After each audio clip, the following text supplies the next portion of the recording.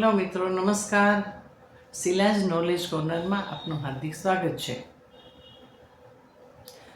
આજના મારા વિડીયો દ્વારા જોશું કે જન્મથી 6 મહિના સુધીના બાળકને કયા આહારની જરૂર હોય છે અને બાળક માટેનો સર્વોત્તમ આહાર કયો છે. તો મારો આ વિડીયો છે પૂરેપૂરો જોવા વિનંતી છે, જેથી આપને તમામ માહિતી મળી શકે. તેમજ જો આપ મારી ચેનલમાં પહેલી વખત જોતા હો તો ચેનલને સબસ્ક્રાઈબ કરવા પણ વિનંતી છે. ઘણા મિત્રો એવા છે કે ચેનલને લાઈક તો કરે છે પરંતુ સબસ્ક્રાઈબ કરવાનું ભૂલી જાય છે. તો મારી આ ચેનલ છે એને સબસ્ક્રાઈબ કરવા પણ વિનંતી છે, જેથી મારો ઉત્સાહ જળવાઈ રહે. તો ચાલો મિત્રો, આપણે જોઈએ કે જન્મથી 6 મહિનાના બાળકને કયો આહાર આપવો જોઈએ. તો બ્રેસ્ટ ફીડિંગ છે એ બાળક માટે શ્રેષ્ઠ આહાર છે, સર્વોત્તમ આહાર છે. માતાએ બાળકને બ્રેસ્ટ ફીડિંગ જ કરાવવું જોઈએ. જન્મથી લઈને 6 મહિના સુધી પાણી પણ આપવું જોઈએ નહીં કે ઉપરનું કોઈ પણ પ્રવાહી આપવું જોઈએ. માત્ર ને માત્ર બ્રેસ્ટ ફીડિંગ કરાવવું જોઈએ. આપણે જોઈએ તો પહેલાં શરૂઆતમાં માતાને છે 3-4 દિવસ પીળું દૂધ આવે છે, પછી સામાન્ય દૂધ આવવાની શરૂઆત થાય છે. તો ઘણી જગ્યાએ એવી ગેરમાન્યતા હોય છે કે માતાએ આ દૂધ છે બાળકને પચવામાં ભારે પડે છે, પચતું નથી, જેથી બાળકને ઝાડા થઈ જાય છે, જેથી આ દૂધ આપવામાં આવતું નથી. પરંતુ આ દૂધના ઘણા બધા ફાયદા છે. તો આપણે જોઈએ કે માતાએ બાળકને આ પીળું દૂધ છે, જે ખીરું છે, એ શા માટે પીવડાવવું જોઈએ. તો આ પીળું દૂધ છે બાળક માટે પ્રથમ વેક્સિનેશનનું કામ કરે છે.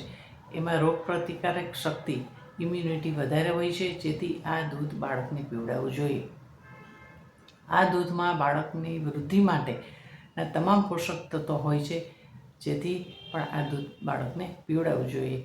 આ દૂધની અંદર વિટામિન એ અને કે પુષ્કળ પ્રમાણમાં હોય છે, જેથી બાળકના વિકાસ માટે છે ખૂબ જ જરૂરી છે. આ દૂધ આપવાથી બાળક છે એના આંતરડા સાફ થાય છે, જેથી એને દસ્ત છે એ બરાબર આવે છે.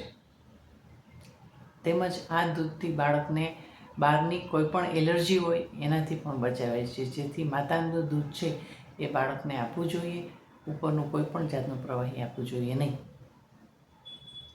હવે આપણે જોઈએ કે ઉપરના પ્રવાહી એટલે શરબત, ઘૂંટી, ગાયનું દૂધ, ભેંસનું દૂધ, બકરીનું દૂધ એ આપવાથી બાળકને શું નુકસાન થાય છે. તો એ આપણે જોઈએ તો સૌથી પહેલાં તો માતા છે એ બ્રેસ્ટ ફીડિંગ કરાવે છે તો એને પોતાનો ગર્ભાશયની જે સંકોચનની પ્રક્રિયા છે બરાબર થાય છે અને ગર્ભાશય એની મૂળ સ્થિતિમાં આવી જાય છે. માતાને ફાયદો થાય. જ્યારે બહારનું દૂધ તમે આપશો ત્યારે માતાને છે આ ફાયદો થતો નથી. બહારના દૂધથી બાળક છે એને પચવામાં ભારે પડે છે, જેથી તેની પાચન ક્રિયા છે બરાબર કામ કરતી નથી. તેનાથી તેને ઝાડા થવાની શક્યતા રહે છે, તેમજ બહારનું ઇન્ફેક્શન થવાની શક્યતા રહે છે, જેથી બાળક છે એને ઉપરનું કોઈ પણ પ્રવાહી કે દૂધ છે ના આપવામાં આવે તો વધારે સારું છે. બાળક માટે તમામ પોષક તત્વો છે એ માતાના દૂધમાં હોય છે. જ્યારે બહારના પ્રવાહીમાં બહારની વસ્તુ આપો છો તેમાં આયર્ન ઓછું હોય છે, વિટામિન્સ ઓછું હોય છે, જેથી બાળક છે કુપોષણનો ભોગ બને છે. જેથી બહારની કોઈ પણ વસ્તુ છે એ બાળકને નુકસાન કરે છે, તેમજ કુપોષણ તરફ દોરી જાય છે. જેથી બાળકનું સ્વાસ્થ્ય સારું રહે તેના માટે છે એ બ્રેસ્ટ ફીડિંગ જ કરાવવું જોઈએ. હવે આપણે જોઈએ કે ઘણી વખત માતા વર્કિંગ વુમન હોય કે કોઈ બીમાર હોય કે કોઈ બીજા કારણોસર જો બાળકને બ્રેસ્ટ ફીડિંગ ના કરાવી શકે તો એક વાસણમાં માતાએ પોતાનું દૂધ છે હાથેથી કાઢી અને રાખવાનું છે. સામાન્ય ટેમ્પરેચરમાં રાખવાનું છે, નોર્મલ ટેમ્પરેચરમાં. અને બાળકને જ્યારે જરૂર પડે ત્યારે વાટકી અને ચમચીથી એને પીવડાવવું જોઈએ. આ વાટકી અને ચમચી ચોખ્ખી હોય, સ્વચ્છ હોય એનું ખાસ ધ્યાન રાખવાનું છે, જેથી બાળકને કોઈપણ જાતનો ચેપ લાગે નહીં. બાળકને જ્યારે વિટામિન્સના ટીપા છે કે કોઈ બીજી દવાઓ છે એ પીવડાવવાની જરૂર પડે ત્યારે માતાએ પોતાનું દૂધ છે હાથેથી કાઢી અને દવા સાથે પીવડાવવું જોઈએ. એટલે પાણી આપણે બાળકને આપવાનું નથી. 6 મહિના સુધી કોઈ પણ જાતનું પાણી બાળકને આપવાનું નથી, કારણ કે માતાના દૂધની અંદર પાણી વધારે પ્રમાણમાં હોય છે, જેથી માતાને બાળકને પાણી આપવાની જરૂર પડતી નથી. ગરમીની ઋતુ હોય છે ત્યારે પણ બાળકને પાણી આપવાની જરૂર પડતી નથી. એટલે 6 મહિના સુધી માત્ર ને માત્ર બ્રેસ્ટ ફીડિંગ, પાણી પણ નહીં. હવે આપણે જોઈએ કે બહારનું પ્રવાહી બાળકને આપવામાં આવે તો એ અપૂરતું હોય છે અને માતાને ખબર નથી પડતી કે બાળકને કેટલી જરૂર પડશે, જેથી બાળકને જે પોષક તત્વો જોતા હોય એ આ દૂધમાંથી મળતા નથી, જેથી બાળકની વૃદ્ધિ અને વિકાસ ઉપર એની અસર થાય છે. આપણે જોઈએ કે બાળક છે મોટું થાય ત્યારે બાળકને મોટું થાય ત્યારે મોટી ઉંમરે એમને બીપી, ડાયાબિટીસ અને મોટાપાની સમસ્યા થાય છે, જ્યારે બ્રેસ્ટ ફીડિંગ કરાવતા બાળકોમાં આ સમસ્યા થશે નહીં. તેમજ માતા છે એને પણ ગર્ભાશયનું કેન્સર, અંડાશયનું કેન્સર અને સ્તન કેન્સર થવાની શક્યતા રહે છે, જ્યારે બ્રેસ્ટ ફીડિંગ કરાવશે ત્યારે આ શક્યતા ઘણી ઘટી જાય છે. તેમજ માતા છે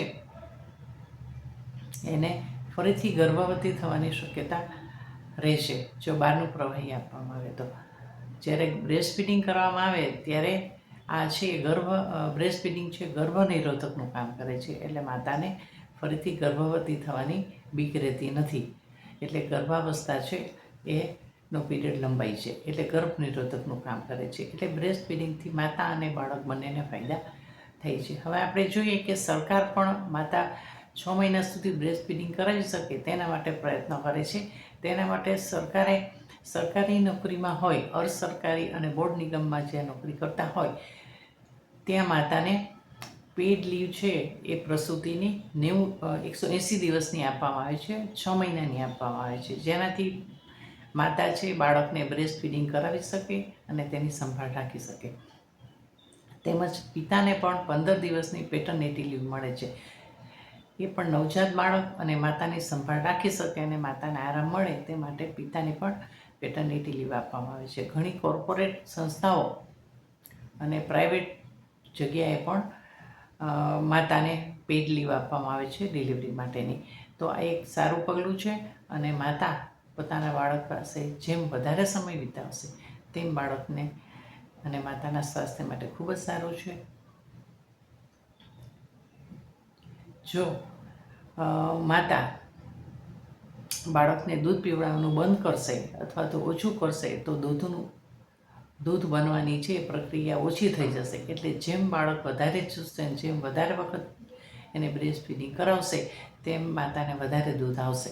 એટલે આ પણ ધ્યાન રાખવાનું છે કે વધારે દૂધ બને એના માટે થઈ અને માતાએ બાળકને વધારે વખત ફીડિંગ કરાવવું જોઈએ.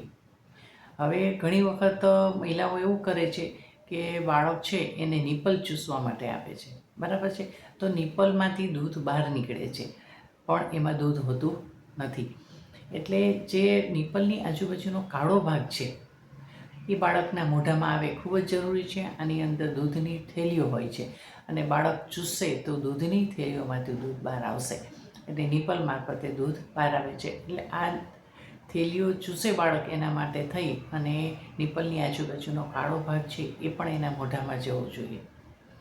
નહીંતર તો શું થશે કે નિપલ ચૂસવાથી બાળકને દૂધ નહીં આવે, એટલે બાળક છે એના પેઢા હોય એ નિપલમાં વાગે માતાને, એટલે માતાને દુખાવો થાય, એટલે બાળકને બરાબર બ્રેસ્ટ ફીડિંગ કરાવી શકશે નહીં. અને દુખાવાને કારણે માતા છે બ્રેસ્ટ ફીડિંગ કરાવવાનું ઓછું કરે એટલે દૂધનું ઉત્પાદન ઓછું થાય. એટલે આ પણ ખાસ ધ્યાન રાખવાનું છે કે બાળકને તમે ફીડિંગ કરાવો ત્યારે શું ધ્યાનમાં રાખવું જોઈએ. હવે આપણે જોઈએ કે લાંબા ગાળે જોઈએ તો બાળકનો વૃદ્ધિ વિકાસ સારી રીતે થાય અને કોઈ પણ જાતનું ઇન્ફેક્શન ના લાગે તેના માટે થઈ અને માત્ર ને માત્ર બ્રેસ્ટ ફીડિંગ જ કરાવો અને માતા અને બાળક બંનેના ફાયદા માટે છે. આજનો મારો વિડીયો આપને કેવો લાગ્યો તે મને કોમેન્ટ સેક્શનમાં જણાવશો. તેમજ મારો વિડીયો લોકો વધારે જોઈએ અને આ માહિતી લોકોને વધારે મળે અને લોકોમાં અવેરનેસ આવે તેના માટે થઈ અને મારો વિડીયો લાઈક અને શેર કરવા પણ વિનંતી છે. તેમજ જો આપ મારી ચેનલમાં ફર્સ્ટ ટાઈમ આવ્યા હો તો મારી ચેનલને સબસ્ક્રાઈબ કરવા પણ વિનંતી છે. આભાર. હવે ફરીથી આપણે મળશું નવા વિડીયો દ્વારા. ત્યાં સુધી હું રજા લઉં છું. બધાનો આભાર.